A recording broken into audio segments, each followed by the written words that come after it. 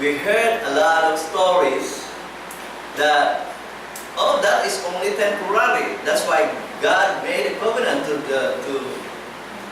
Jesus so that it will be forever.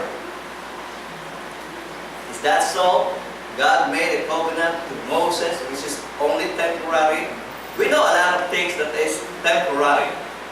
Okay, like the animal sacrifices, that's temporary. The rituals are temporary. But the covenant itself that God made to Moses is not temporary. It is said in the Bible. And what we can read, everlasting. The verses that can prove that the covenant that God made to Moses is everlasting, it can be found in Psalm 105 verse 10. Okay, sabi po doon, and confirm the same unto Jacob for a law, and to Israel for an everlasting covenant. So makikita natin, dito sa ating graph, makikita natin, everlasting pa rin yung binigay ng covenant kanino? Kay Moses. So makikita natin itong 3 covenants na ito, it's more than 2, but 3 now, no? Makikita natin, when God made a covenant to Moses, He intended it to be everlasting. When God made a covenant to David, He intended it to be everlasting. And when God made a covenant to Jesus, He intended it to be everlasting. Okay, so magkakamukha sila. Hindi natin sinasabing isa sila, na yun ang inaakusa sa atin.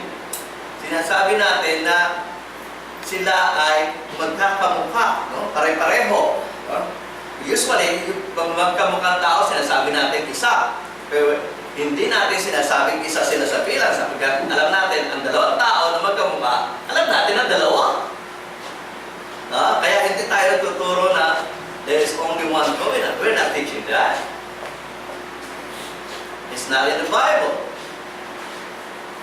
Pero kung ano man tinuturo ng Bible, yun ang ating tinuturo.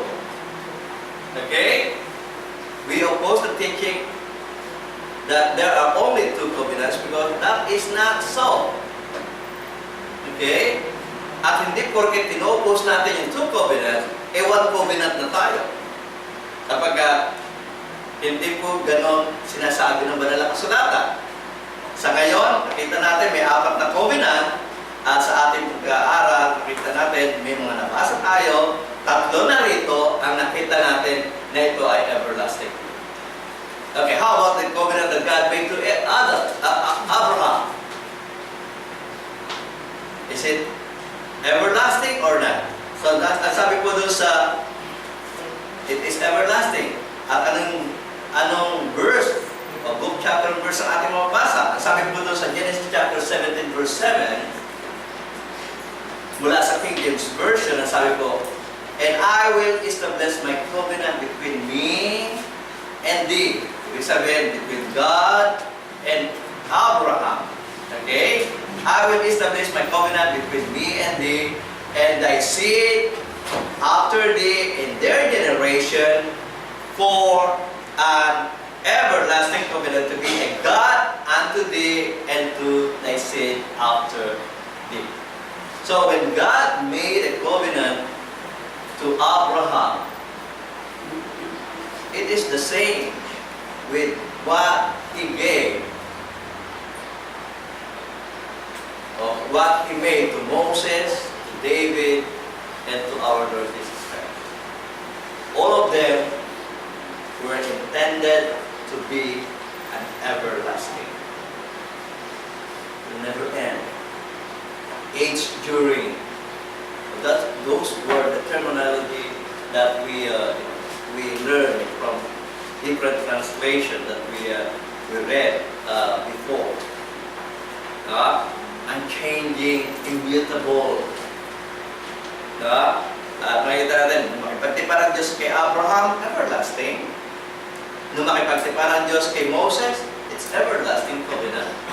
When God made a covenant to David, it intended to be an everlasting. And when God made a covenant with Jason, everlasting. How come those are everlasting? Bakit nasira? Bakit nawala?